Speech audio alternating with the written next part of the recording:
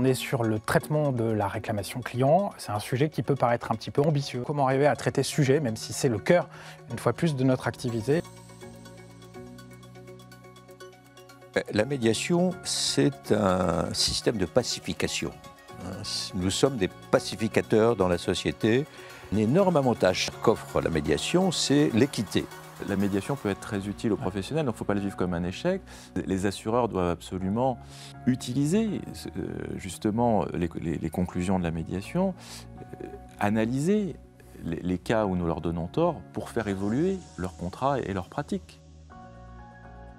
Dans la réclamation, on a besoin de la langue. Montaigne disait « rehausser mon propos ». Rehausser le discours, le propos, c'est avoir des mots plus précis, des mots plus drôles, des mots plus cultivés et aussi plus élégants.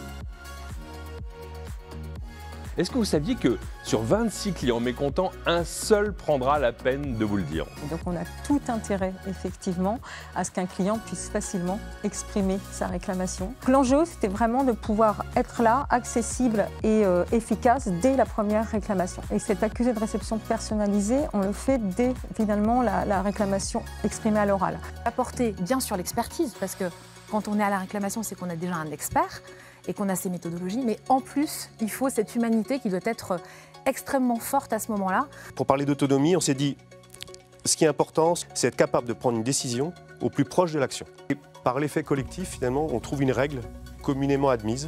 En fait, c'est ça qu'il faut définir collectivement, c'est quelle est la ligne de flottaison. Et puis comment je fais aussi pour l'enrichir et la professionnaliser au fur et à mesure. La première réflexe, c'est de faire preuve d'imagination. C'est surtout de ne rien s'interdire de penser. Il faut beaucoup de patience. On épluche des fichiers, on épluche des dossiers pour arriver à essayer de sortir un fil d'Ariane. Il y a un principe fondamental aussi, c'est le principe de la réalité, la réalité du terrain. Tout cela se fait dans deux grands principes. D'abord le respect du droit, et puis aussi, et j'en termine là parce que c'est aussi extrêmement important, le respect des personnes. Il faut que le chef se déplace, il faut qu'il soit présent. Sa capacité à écouter, à entendre et à suivre de près ses subordonnés est essentielle.